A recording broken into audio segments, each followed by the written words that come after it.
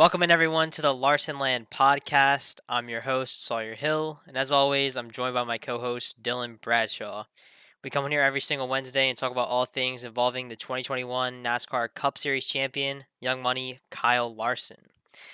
Dylan, while it's fresh in our minds, last night, big time win for Kyle Larson at the Southern Iowa Speedway for the Sage Fruit Front Row Challenge, kind of kicking off the week for the 2022, the 61st Knoxville Nationals. Dylan, what were your thoughts on the race? I thought it was an awesome one. I love the little foot race thing instead of the dash. Just a cool night. Yeah, the foot race was pretty fun to watch. Larson looked pretty quick, but he kind of stumbled there. He got third in that, but Macedo was really quick. You might want to maybe hit up the NFL Combine. He was just lightning fast. But yeah, Macedo was looking like the car to beat kind of early on, but lap traffic hit. He was starting to fall back a bit. It was just kind of a Macedo Macri type of deal, and then Larson obviously made his way in, battled with Macri for a bit, then ultimately took the lead. He was negotiating the lap traffic like unreal. Like he was just lightning quick. He was super fast out of turn two on the backstretch. He was just insanely fast there. But yeah, that was one of the better races I've watched this year. Fairbury in the late model has to be my favorite. But I mean, I would say that one's up there. That was pretty exciting to watch. Yeah, I definitely thought it was definitely one of the most exciting races of the year. That's what I was actually going to ask you. Do you think this is the best win of the year for Kyle Larson to this point? Obviously, this is win number 14 on the season across everything for Kyle. Does this top the charts for you? I would say it's definitely up there, especially where we're at right now. He's been kind of, I guess you could say struggling a little bit in the sprint car. So nice to see him rebound there. And then, big win heading into Knoxville. The car looks fast. It's some good momentum going in the Knoxville National. So, the car is really quick. He said that in his interview. It's probably one of the faster times he's had all year. So, yeah, just looking strong going to Knoxville. Yeah, absolutely. And kind of interesting. I saw a tweet earlier today from Paul Silva, and he was kind of talking about how he's glad that he's self-employed because the past couple weeks how bad they've been. He said he would have fired himself. So obviously joking there from Paul Silva, but this 57 car, no matter when they come out to the track, they're always going to be a threat, and that proved to be true last night. And I think it's going to be some great momentum heading into the Knoxville Nationals this weekend. So, kind of jumping back to last week's racing, obviously the last 11 out of the last 12 days, Kyle Larson's been in the race car. So, we kind of left off last week at the BC 39, the start of that event. Obviously, didn't go the way Kyle wanted it to go there. A fifth place finish in the BC 39 main event, not too bad there, can't complain. A stout field of midgets there, but Buddy Kofoid went on to pick up the win in that race, and really what was probably his biggest midget win of his career. Um, yeah, just in my opinion, the track for the BC 39, I think it might have had something to do with the earlier start time on the Thursday night where they kind of predicted some rain later in the evening. It didn't end up coming, but they started the show earlier, and I think that kind of contributed to the track. It wasn't as racy as we've seen it be in years past. Yeah, prior to the BC 39, I want to touch on a little bit that Stoops pursuit. It kind of an interesting outcome there. He was involved in that lap one wreck, which some would say it's questionable because he just jumped the tire. He continued racing, so I saw some people talking about it that the last year's Stoops pursuit, um, if people made contact, as long as they didn't stall, I mean, they for the most part continued racing. So kind of interesting there. But as far as the BC 39, yeah, it was pretty insane. It was kind of seemed like Buddy's race to win. Him and McIntosh were just. It seemed like they were throwing sliders for what seemed like every single lap. So super exciting finish there. Um, yeah, Larson started 10th, finished fifth. So not a terrible outcome, but obviously would have liked to see him go back to back there. But yeah, exciting win for Buddy. He just continues to just impress and get better and better. So huge win for him. Yeah, absolutely. Buddy looks like he's just on fire this season. He's able to win in multiple different cars. He's had luck in the sprint car as well, picking up some wins on that side of things too. But not sure when we'll see Kyle Larson in the midget next, but or if we'll see him, maybe at all until the California swing at the end of the season. So um, that's to be determined at this point. But after the BC 39 finished up on Thursday night, Kyle Larson went to the Knoxville Raceway and kind of got things kicked off early this year by running the 360 Knoxville Nationals. Kyle's prelim night set him up for a 16th place starting position in Saturday night's main event. Decent qualifying effort on his prelim night, but Dylan, that invert of 6 cars in the heats kind of held Kyle back a little bit. Started fifth in his heat and was unable to get to that fourth spot where he needed to be to transfer into the A main. Had to come through the B on that Friday night race and kind of just messed up his whole weekend there. Yeah, the invert kind of screwed everything up. He was really quick on prelim night.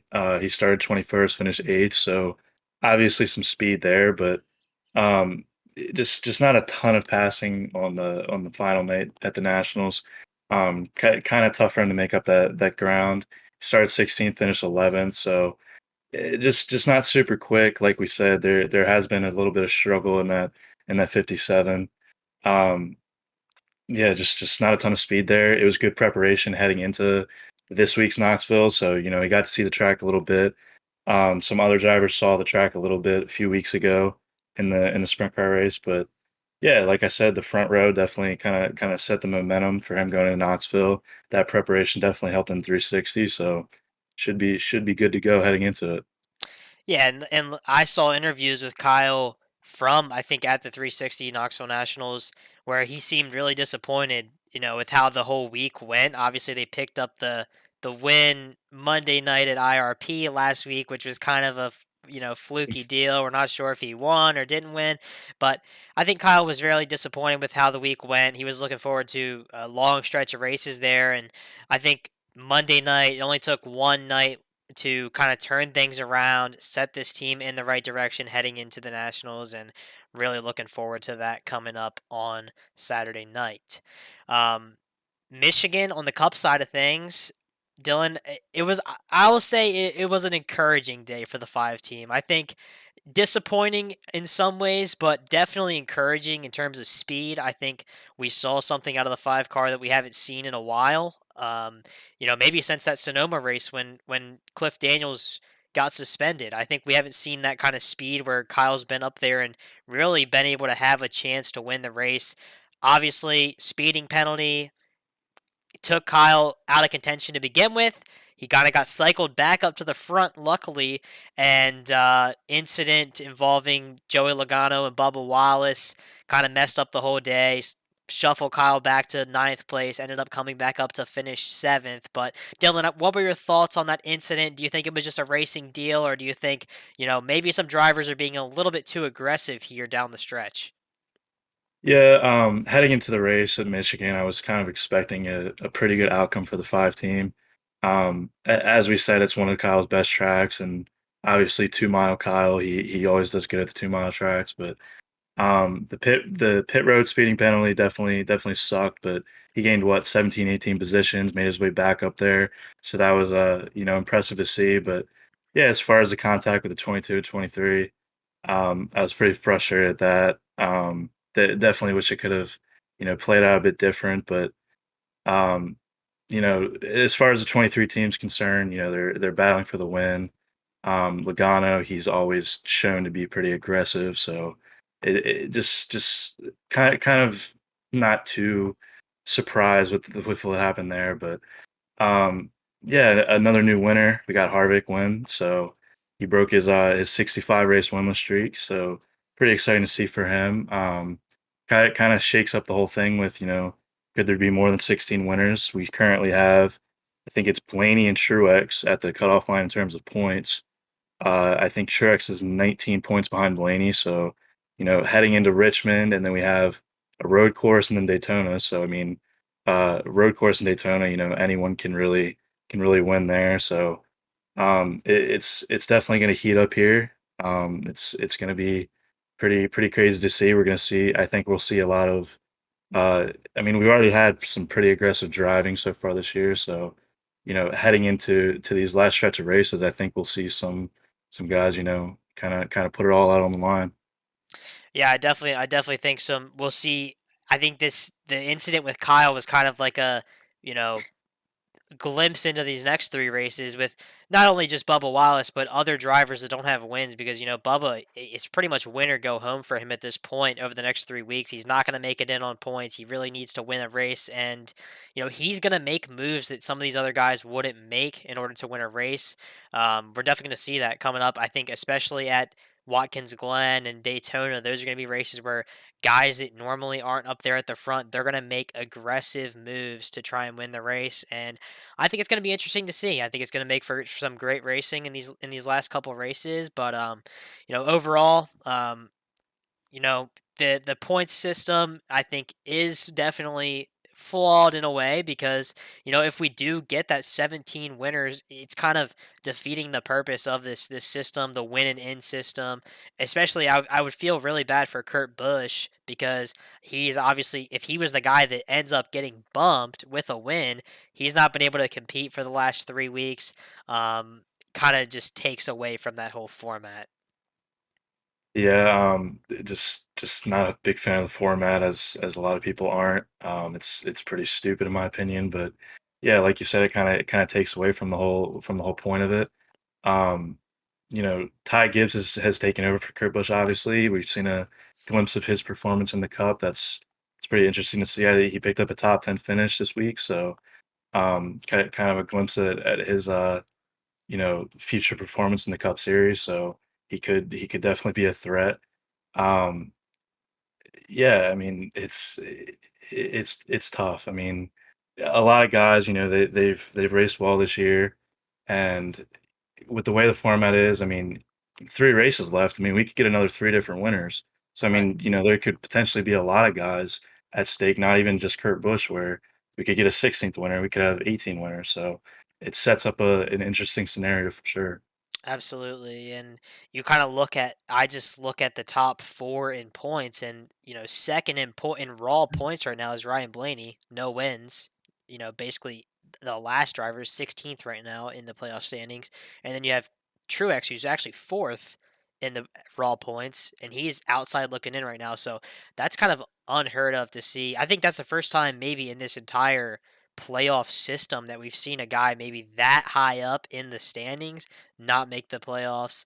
Um, it'll be interesting to see, like we said, over the next couple of races, what ends up happening, Dylan. But before we get to talk about Richmond next week, I kind of wanted to brush over the Kyle Busch news that kind of came out over the past week. Some reports coming in that Kyle Busch and the talks with Joe Gibbs Racing are done. That it's pretty much Kyle Busch going to another team next year. Obviously, that's not official, but two of the teams that were mentioned in the conversation for Kyle Busch next year were a Chevy team, which was Colleague Racing, and then a Ford team of Stuart Haas Racing. So, Dylan, where do you think Kyle Busch is going to land? And is it Joe Gibbs Racing or is it somewhere else? Yeah, I've seen the most talks about Stuart Haas and the number 41 that Custer currently drives. Custer's been pretty lackluster, I would say. Hasn't done too much in the Cup Series. I think he might end up going to the Xfinity Series. He'll do pretty well there. But yeah, the 41 is definitely what seems to me the number one choice as far as Kyle Busch's seat. Um, as far as I think that is the most likely. I don't think he will go back to Joe Gibbs. It seems like there's kind of some bridges burned there. Um, I have seen some little theories about him going to Rick Ware Racing. That would be that would be pretty interesting. But yeah, I think that's definitely the move for him. I don't think Colleague would be the choice. I mean, they're kind of a somewhat smaller team, and then there's talks about. I mean, it's pretty much almost confirmed at this point, but Noah Gragson going to the number 42 at Petty. So I would think that if they were looking for a guy, they would kind of bring Gragson in. So I don't think they're really a choice as far as Bush is concerned. Right, and especially I think what's kind of turned these rumors up a little bit over the past couple weeks, and kind of funny that it's Kurt Busch, Kyle's brother, that kind of starts the rumors, but Ty Gibbs getting in the seat of that 45 car for 2311 Racing, kind of, getting his first taste of the Cup Series, not doing horrible, but not doing great. Maybe they're gonna move Ty Gibbs up earlier than what they had reported earlier in the year. Earlier in the year, they kind of said, "Oh, he's gonna stay in Xfinity for another year." maybe that's not the case. Maybe Ty Gibbs comes up and drives that 18 car starting next season. We'll just have to stay tuned and see what happens with that whole deal. But Richmond next week, Dylan, for the Cup Series. Like you said, 3 races remaining before the playoffs begin. Unfortunately, we tried to get media credentials for Richmond. Our request got denied by NASCAR. We've been trying hard to try and get to one of these races and get our boots on the ground, really try and cover the race, provide some unique content to our Larsonland supporters. But we're gonna keep up the hard work and try and grow our audience in order to try and get media credentials in the future. But if you're watching this right now, best way to help us out, try and get better coverage. Subscribe, follow us on all of our socials: Twitter, Instagram, Facebook, anywhere helps. We want to really grow that audience so we can try and grow our brand and, at the end of the day, create better content for all of the Larson fans. Yeah, definitely. Unfortunately, we got denied there. It kind of seemed like there was some gray area in terms of us being denied, but um, we'll just move on with that, continue to grow, and hopefully in the future we get a chance. But yeah, heading into Richmond, the next gen didn't really put up a very good show at Richmond earlier in the year. The next gen's shown to kind of struggle with the short tracks. Richmond and Martinsville, I would say, are probably the arguably the 2 worst races of the year, so, that puts up, like I said, it could be also up in the air, um, as far as the winners are concerned. We, like I said, could get 3 different winners. I mean, the next gen just not very good at the short track, so it's gonna be interesting to see. Larson hasn't really, historically been too good at short tracks. I mean, he's been pretty decent at Richmond. He finished top 10 the past 2 years, but yeah, it just could be anyone's race heading into it. Yeah, and kind of moving back onto the racing product on the short tracks this year. Kind of, I think I saw somebody ask Bob Pockris on Twitter if there were going to be any changes to the package, the race car they're bringing to Richmond this week, and I think he said no, there's not going to be any difference for Richmond this week. But he did say that there is potential for some changes for the Martinsville race in the playoffs. So that's kind of good to hear that NASCAR might have something in the works to try and just make a change and make the racing just a little bit better. I think that's really all we can ask is that NASCAR stays proactive about it, makes some changes, and maybe it doesn't work. Maybe we still see a boring race, but at least NASCAR's working hard trying to put a better product out there for the fans. Yeah, definitely. I mean, I've seen people say, maybe a higher horsepower package could definitely improve the short track racing. So that's definitely something for them to look into. At least they're being, somewhat aware about it. Saying that the product of racing is pretty poor. Um, so far, I mean, it seems like the intermediate tracks have been the best for the next gen. Super speedways, it's kind of put in any car and it's pretty much same result, just pretty much anyone's race. Short tracks just pretty poor. So yeah, I hope that they make some changes in the future to improve the racing, and hopefully they do make a change going to the playoffs in the Martinsville race. Yep. So really looking forward to the next couple of weeks. Gonna be a lot of good racing on tap. Playoffs closing in quickly for NASCAR. Really just finishing up the big stretch of sprint car racing for Kyle Larson. But gonna be a lot more stuff coming up in the next couple weeks. So everybody, make sure you stay tuned to the channel and subscribe just to stay up to date on all things Kyle Larson. So Dylan, if you didn't have anything else to talk about, that's pretty much all I had for today's show. That should pretty much wrap it up. As always, thank you all for all the support. Like Sawyer said earlier, make sure you like, comment, subscribe, help grow the podcast so we can potentially get some media credentials in the future. Um, post notifications on Twitter. That's where we post the most. We stay up to date with all the races. We post what's going on, live tweets, all on Twitter. Obviously, our Instagram, Facebook, we always post on there, but Twitter's kind of the best source of, some live information as far as the races go. So yeah, just thanks for all the support and make sure to keep up to date with everything we post on. All right, so thanks again, everybody, for tuning in and listening to the show. As Dylan said, we'll be back again next week to recap all of the racing from Richmond as well as the Knoxville Nationals. Hoping Kyle Larson can go back to back and pick up that $175,000 payday for the winner. Um, Anything else Kyle participates in, we'll keep you up to date on that. And if you have any recommendations for next week's podcast or weeks to come for guests for us to have on the show, we really had a good time a couple weeks ago with Derek Kessinger, and we want to try and bring somebody else on the show that everybody would enjoy to hear us talk to. So if you're watching this on YouTube, please don't forget to like this video and subscribe. And if you're listening on Apple Podcasts, please follow our podcast so you don't miss a thing. Have a great rest of the week, everyone, and enjoy the on track action over the next week. We will see you in the next episode.